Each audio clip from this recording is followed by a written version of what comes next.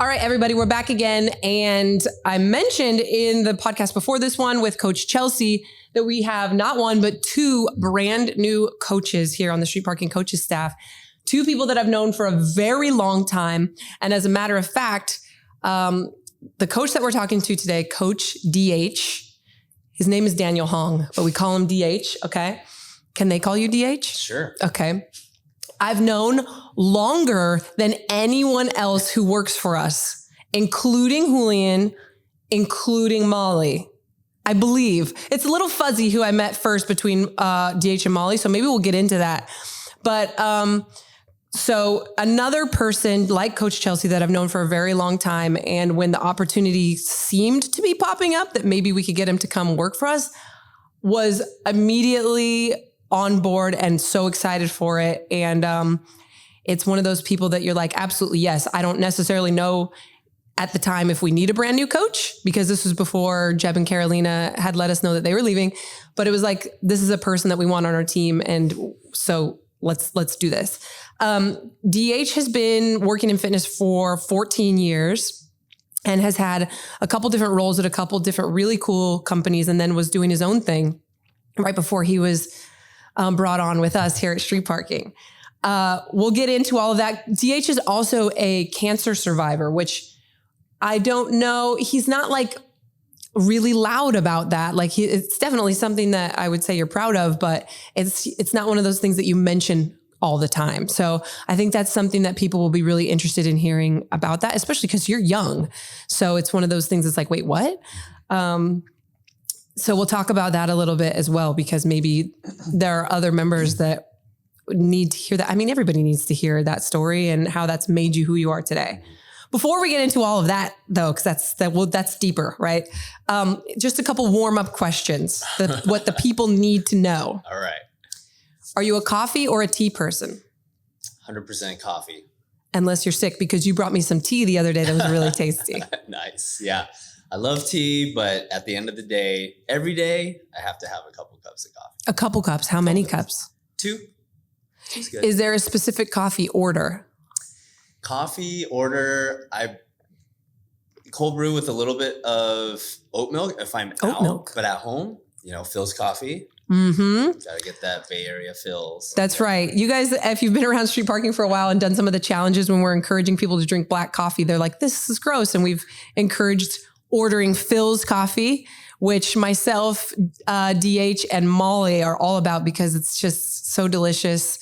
And it's like a NorCal thing for sure. It's spread from there, but it's kind of started there. Yeah. All right. So coffee, superhero movies, or like the demon scary movies where where there's like people crawling on the ceilings and stuff. No, I can't mess with like horror and like supernatural stuff. So definitely superhero. Specifically, I think the Dark Knight trilogy. Oh, okay. So you're a DC more than a Marvel. So I enjoy Marvel, but like Batman, growing up on that for Specifically Batman then. Specifically Batman and the Dark Knight trilogy. So Batman Begins to who is Batman in those movies? Who is the actor? Christian Bale. Oh, well then I agree with you 100%. Yeah, he's the best. He's the best Batman. Yes. What was the last workout that you did? Last workout that we did was the one at your guys' place this week. It was the EMOM. Yes, you did that. The Death By with Julian and Salvi. Yeah. That was a good one. Yes. And I was going to ask you what the music was on during it, but you didn't get to choose the music. So when you're working out at home, the last workout that you did at home, what were you listening to? Probably some good old Drake. Okay. Yeah. Drake always does it. It's classic. That's like from our crew back in the day too. Yeah, that's so funny. So, okay. Moving on from those funny questions. You knew me when I got in my car accident in 2012, and that was a pivotal moment for me as a coach where it shifted what fitness is for and who needs it, and really shifted it from being this thing about competing or aesthetics to like life-saving. Everybody needs this because everybody could get in a car accident, and the more muscle they have. And so it just shifted a lot of things for me as a coach. In 2008, you were diagnosed with Hodgkin's lymphoma. First, can you explain what that is? Yeah, it's a cancer of the lymphatic system. So where they found it was in my neck. I had an enlarged lymph node in my neck, and then they did a biopsy. They removed it, and then they came back with the results that it was stage 2 nodular sclerosis. And so stage 2 is like it's working its way through your lymphatic system, and they ended up stopping it in my chest. So yeah, it was. How old were you? 2008, I was 23. That's so crazy, right? Because you never think about that. We always think about cancer as, I mean, I feel like when we were growing up, you would think about it as people like 60 plus. And now you think about it, maybe younger people, at least in their 40s. You know what I mean? You don't often hear of someone so young being diagnosed with something like that. Yeah, it was super unusual. And like, I wasn't really into fitness, but I was into working out. You know, you just like do buys and tries, whatever, stuff like that. And I didn't eat terribly. So it was really out of left field. And it was a really weird time. What was the course of treatment, and how long did all of that last? There was 8 rounds of chemo every other week. Oh, no, I'm sorry. Chemo was more often. It was like every 3 days. So it was just enough to get you to feel recovered. And then they'd have to like blast you with all the medicine again, the chemotherapy. And then following that was 30 days of radiation therapy. So there's probably some things lingering from that. But I mean, for the most part, it was a very aggressive type of treatment because I was so young. I had the ability to recover. So what, how long was that time period where you're doing all of that? Like 6 months, a year? It was just under 6 months. Okay. From start to finish when I first got brought into the oncology department at the hospital, and then like my last sign off with my oncologist. Yeah. What would you say changed about you mentally and emotionally, maybe from the day you found out that you had this to when you completed that treatment 6 months later? Like what, because obviously there's like physical transformation that happens and you got your body's dealing with all that, but like 23 is young to go through something like that too. And to like, really like process all of that. So yeah, I think so that's interesting. As far as the processing goes, even till now, I think there's some things that I'm still kind of unpacking about that traumatic experience. But I think my mindset in general was always around, from that point, I really learned to appreciate having the ability to do what's necessary to like be healthy. Mm-hmm. And fitness is a pillar of that for sure. But I learned the importance of just your whole lifestyle, like having that holistic approach about your nutrition and understanding the importance of mental health and making sure that you are processing those moments that you need to really understand things about yourself, about your relation to things outside of, yourself. Yeah. And so it really helped me to just think more broadly, I think. And it made me like grow up a little faster, understanding that. Of course. So that was in 2008. And you said you've been working in fitness since 2009. Is this what spurred you into that? It definitely set me on a trajectory to use that passion that I was like developing, and just to find a way to have that become my career. What was your first job in fitness? Oh man, it was a front desk at a Bay Club in the Bay Area. I don't know if you remember the Bay Club, but that's like the uppity, higher level. Wasn't our building that we were in originally a Bay Club? It was originally a Bay Club, like a tent, like a racket court Bay Club. Yes. Yeah. Okay. So you were front desk at the Bay Club. Mm-hmm. And then when did you start, actually, before we get into this, I want to get back to the cancer treatment, because I think, at some point in our life, everybody's going to go through something. It might not be that you have cancer. It might not be that you almost, that you break your neck in a car accident, but we're all going to go through some sort of specifically physical challenge where you come to this like crossroads and you're like, I either can use this as an excuse for the rest of my life and like be like, oh, I can't because X happened to me when I was 10 years ago.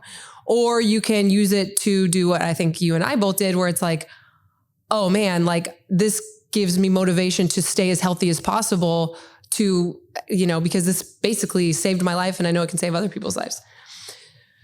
So I didn't know this cancer story about you, I don't think, until like more recently in when we used to train together. So you used to train with our crew that was training like crazy to compete as individuals in regionals in the games or when we were a team. You trained with us almost every day. Yeah.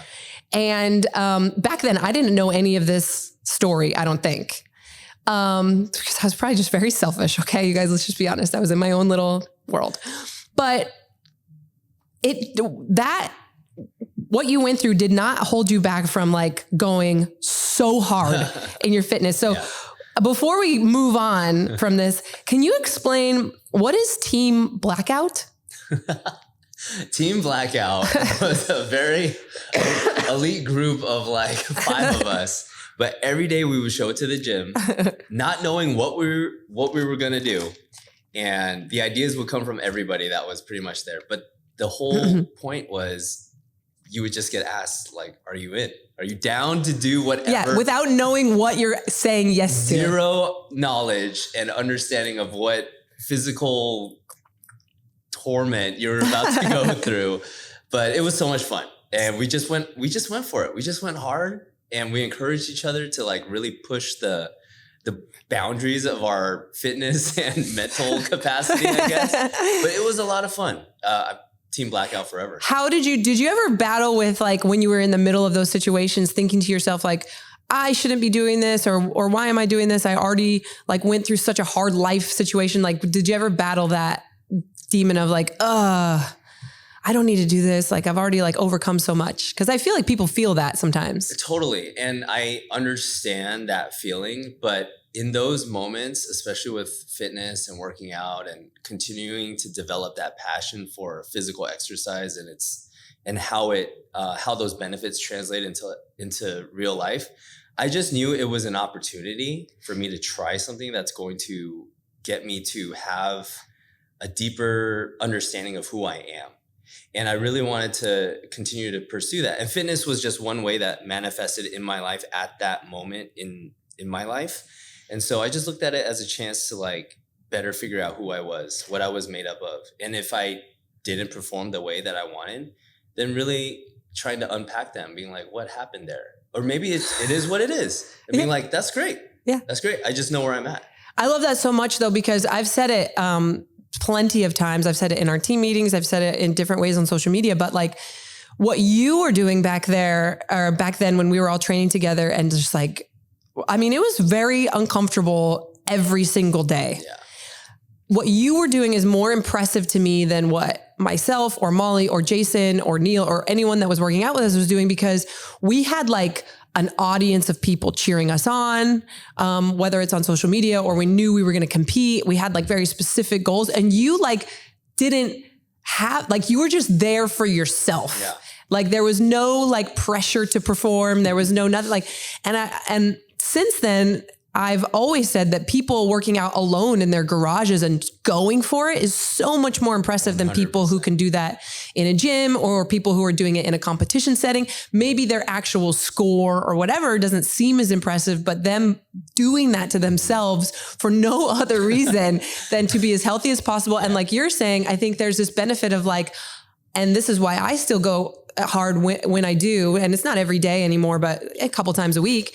It's like, I want to show to myself, like I can still do this. Mm-hmm. I want to overcome this like feeling of wanting to slow down or this feeling of wanting to quit. And I want to prove to myself, like I'm 40 years old and I'm not going to just give up now because, and like, you know, ride off into the sunset or whatever. Like I want to still push myself and make myself uncomfortable and grow.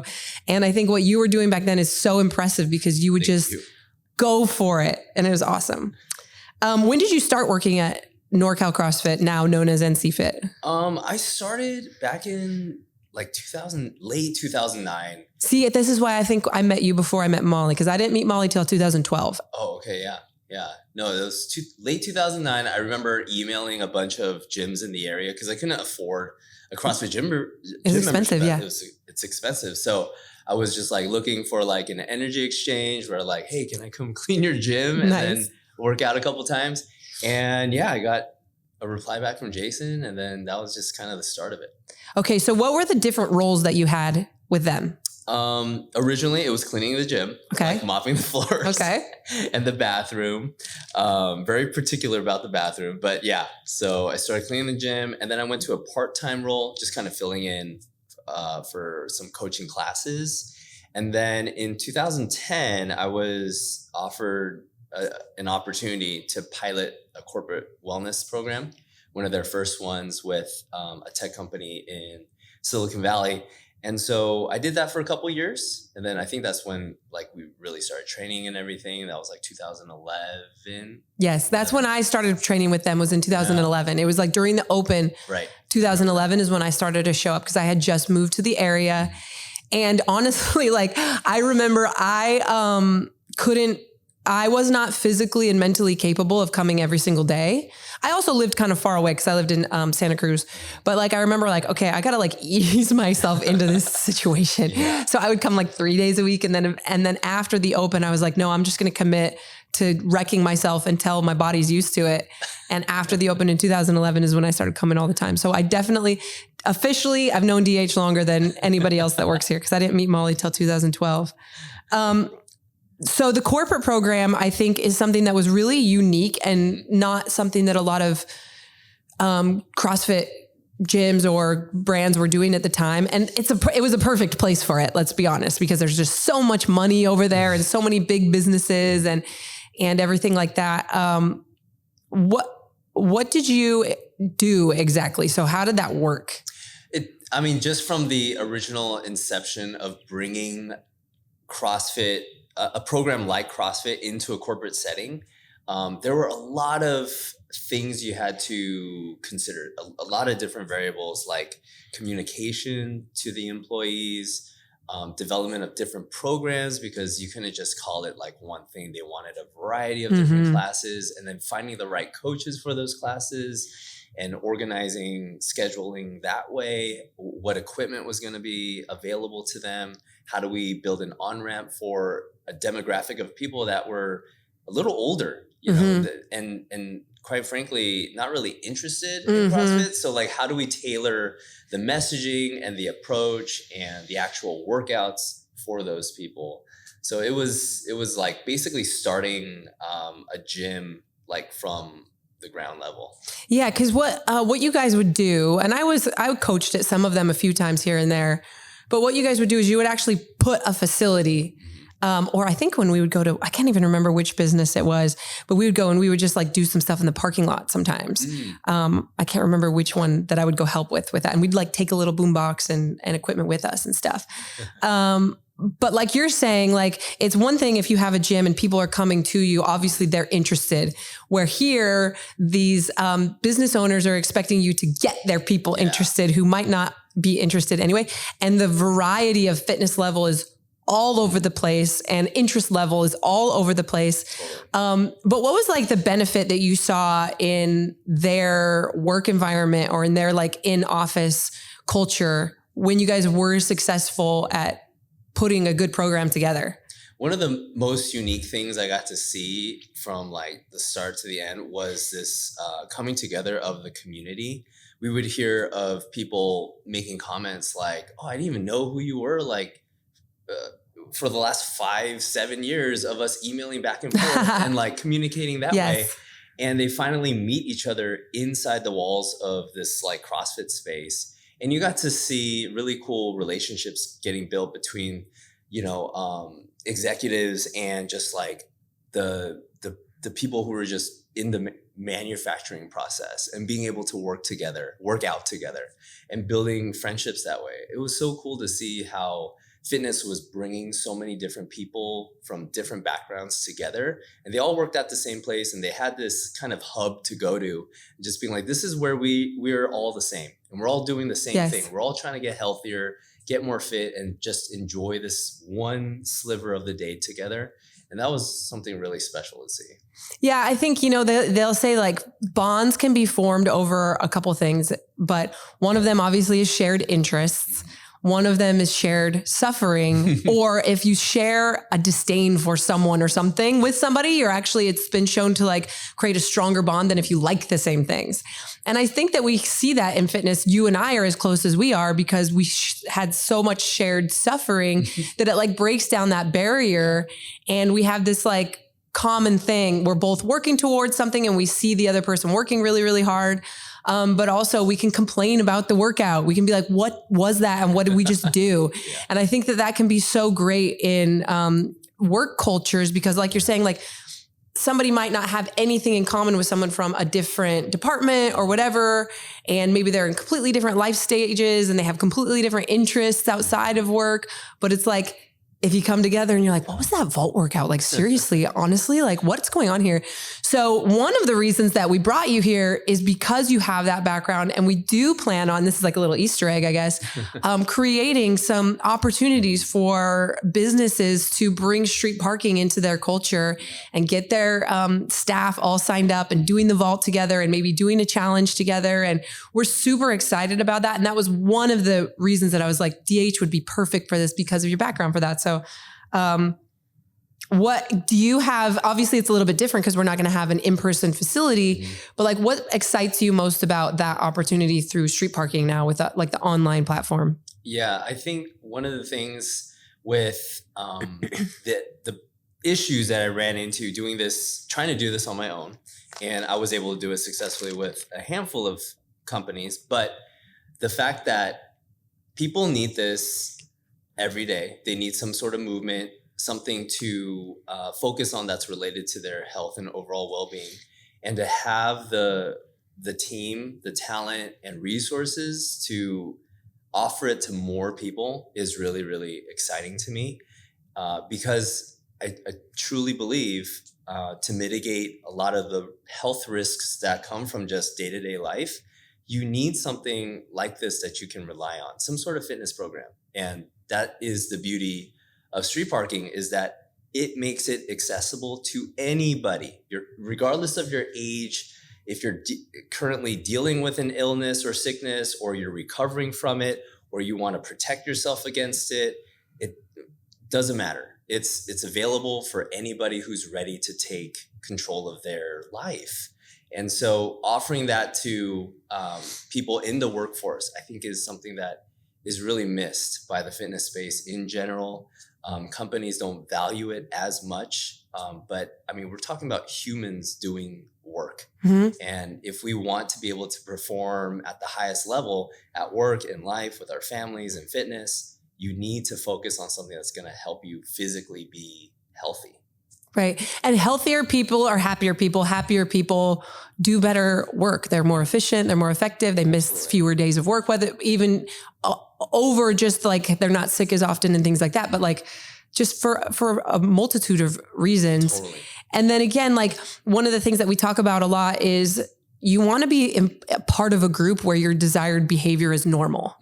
And we try to create that online. Like we have so many members who maybe no one in their real life has the habits that they hope to have. But at least if they're part of the Facebook group or they follow the hashtag street parking on Instagram, they can see other people who are trying to do what they're trying to do. So they feel a part of like, okay, this is normal. And I'm normalizing like, you know, prepping my food and taking it to work. And I'm normalizing like working out while my kid's in the bathtub and it's fine. Like I'm not this weirdo. Maybe everybody in my real life thinks I'm weird, but there is a group that I'm a part of that makes me feel like continuing. I think it can be so much more powerful, like in the workplace, because again, like you hear of people all the time who have these goals and it's like, but everybody always tries to get me to go out to lunch, to get pizza or to go get beers after work. And it's like, if we can create this culture of people who are like, nah, we're doing the challenge. Like we can't go do that. Or like, hey, did you get your veggies in today? Or, hey, have you tried this recipe yet? If that wasn't happening inside the office, it's going to strengthen that so much more. So I'm really excited about that. If you guys have questions about that, you can email into support. It's not like super structured yet, but we're figuring it out. And we're really excited to bring that to small companies or big companies. And we're working it out, and DH and Rachel are working on it together, and they're going to do a really good job. Yeah, it's going to be great. The other thing, what you were doing with DH Fitness, so right before you were with us, was you had created this like habits program where it was like every day it was just like a simple thing. And I watched it, and it started out as simple as like, hey, like let's drink some more water today. And then you would build off of that, which is very similar to what we do here in our challenges and things like that. And some things to come that are not quite ready yet. Which was another reason why I was like, DH, why don't you just come do that here? Like, here's 35,000 people. And I know that we have the same belief in fitness, and I know our goals for people are the same. So I'm really excited about that. When it comes to consistency, like you said, it's not just the fitness, but it's nutrition, it's mindset, it's all of it. What do you think it is that people struggle with so much in just finding consistency in like these very simple things? So when I think about consistency, it makes me think about you have to work in harmony with something. That's how you know you're being consistent. Like if I have the goal of walking for 10 minutes every day, if I get outside and walk for 3 minutes, I know that, and I do that for multiple days back to back for 3 minutes, 5 minutes, 7 minutes. I know I'm working towards something. And I think what's hard for a lot of people is not understanding what is the mark that I'm trying to hit? What is the thing that I'm trying to be consistent with? Because consistency is really like the place that you're trying to go to, and then the behaviors and actions, those are the things that just get you closer and closer to this track of consistency. And that's just kind of how I think about it.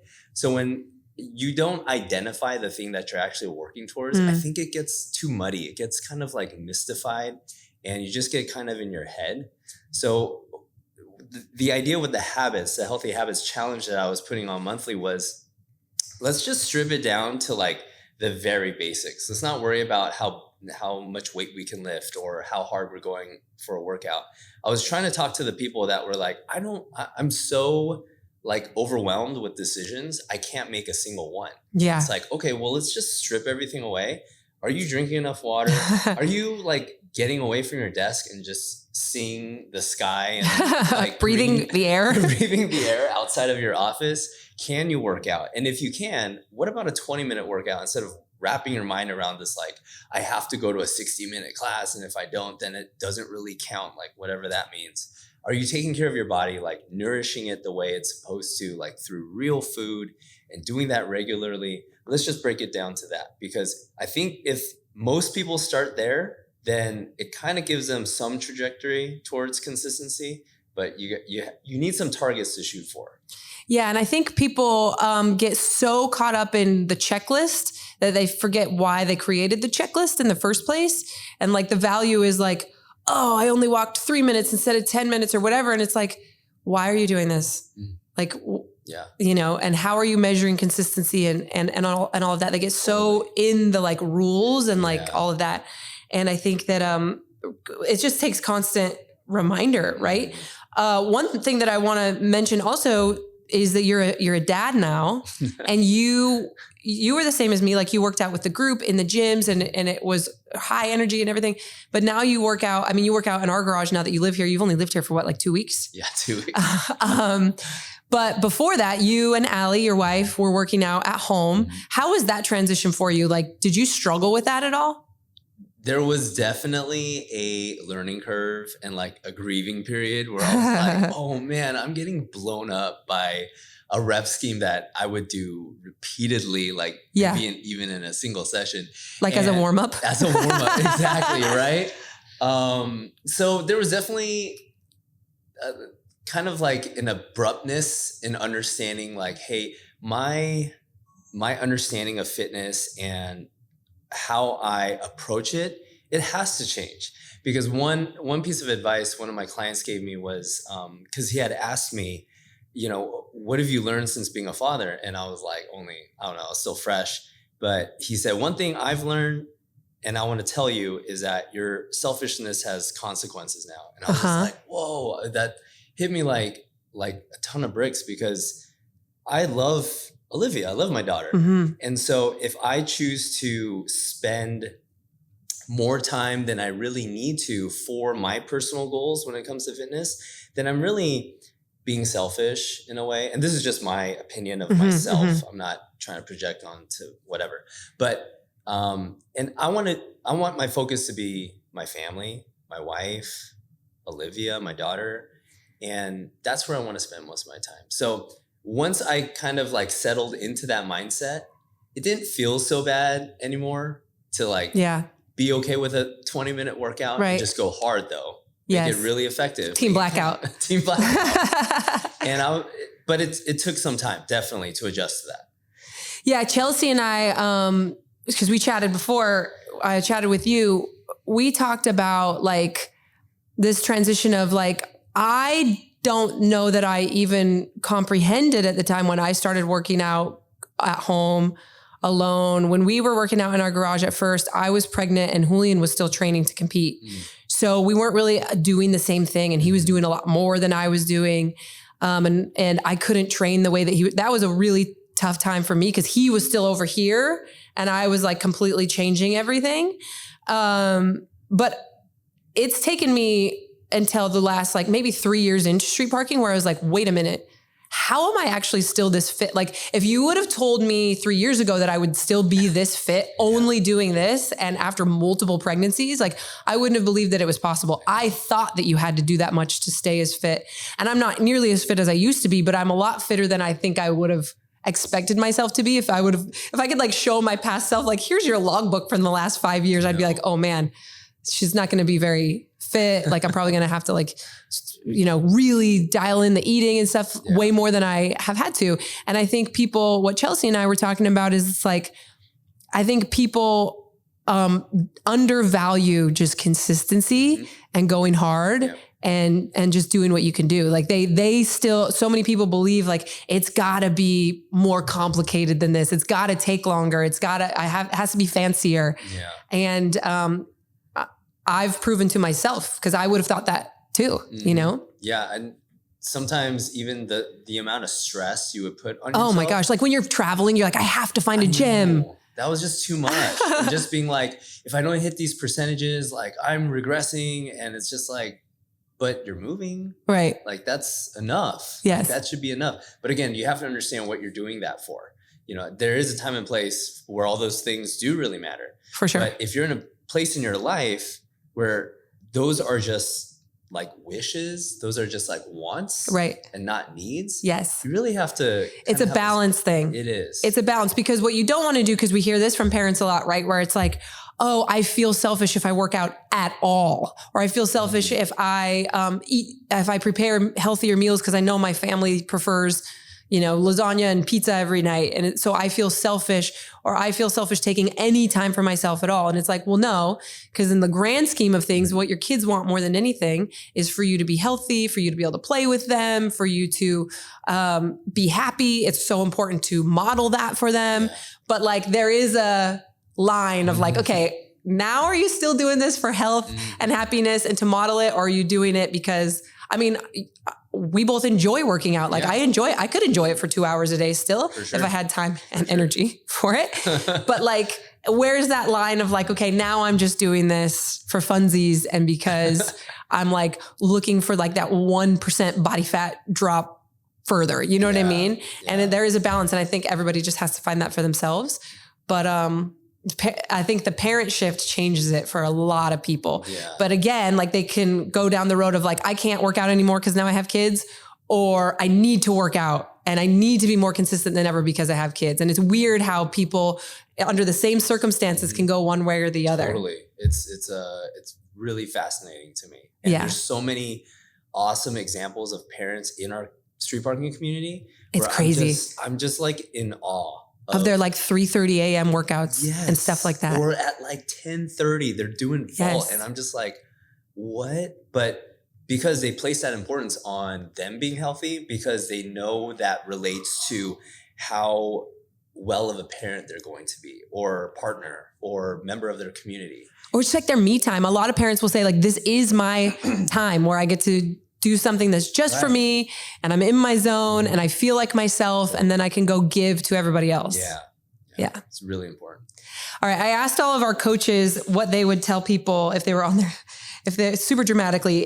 their deathbed, what would be their last message about health and fitness. And I mentioned this in the episode with Chelsea, but like the reason that I worded it that way is it's because if this is like, hey, this is the last thing that you ever get to say, I think we'll be a little bit not stern, but like a little bit more like, okay, this is it. And I'm not going to worry about how people are going to take this or whatever. Like, this is the thing. And I've said so many things about fitness in the last 14 years or whatever, but this is the one thing that I want.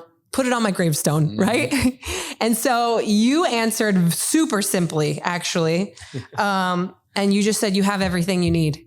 So like, tell us a little bit about what does that mean? When you say, when it comes to your health and fitness, you have everything you need. Absolutely. And I stand by that, because when I think back to like going full circle, when I go back to the reasons why I wanted to pursue a career in fitness, it's because my last treatment before my oncologist signed me off, I asked him, because I just endured one of the most traumatic things in my life up to that point. Right. And so I asked him, what do I need to do differently? Like, how is my life going to change from this point forward? And he's like, I don't know. You just do whatever you want, And it was such a flat line, very, I was not satisfied with that answer, especially from somebody that is a medical professional, Right. And so at that point I made a decision, and I was like, it doesn't matter what he actually says. I'm sure he cared, but in the moment, maybe he wasn't thinking, he just said this thing. But it doesn't actually matter, because I have the ability to make decisions, to think about things and understand its relation to my life and what I want to do. So I just need to go learn and just do things, just try them out. I have everything that it takes. And when I started training people, and training CrossFit, and meeting so many different people from so many different backgrounds, that maybe in a moment they felt like they couldn't reach their goals, I would just remind them, you have everything it takes. You just need to start. You just need to be willing to make that decision and move in that direction. And if you do that enough times, you're going to surpass your goals. That's just like you're just beginning. And so that's kind of the mentality that I want. I would want the world to be left with, thinking about who DH was as a fitness professional, as a coach, and just understand that you don't need outside validation. You don't need to ask for permission. You have everything it takes. Just go for it. Just try and learn as you go. Right. And never stop. Never stop. That's the only way you can mess it up. Exactly. Is if you stop. What are you most excited to bring to the street parking team from DH? I love learning about fitness, and I love learning about the different, especially since joining street parking. One of the things that really stood out to me, Miranda, in our initial emails back and forth, this was in March. You had just had crew. So I didn't like a couple weeks before or something. I didn't even know, but you were willing to go back and forth with me in the emails, and you set up a call with me and Julian, and we got to chat, and you guys brought me up in April. But one of the things that really stood out when I got here and got to meet the team, how dedicated every single member of the team was to street parking's mission, and they embodied the core values, and how they all played an important role in contributing to what the members get to experience every single day. And the thing that I want to bring to street parking on the coaching side, and also in any other capacity that I have the opportunity to help out in, is just my willingness to learn. I want to learn from every single person on this team. I don't feel like, even though I've been in the fitness space for 14 plus years, that my knowledge is capped or whatever. Yeah. There's so much more to learn from every single talented team member of street parking.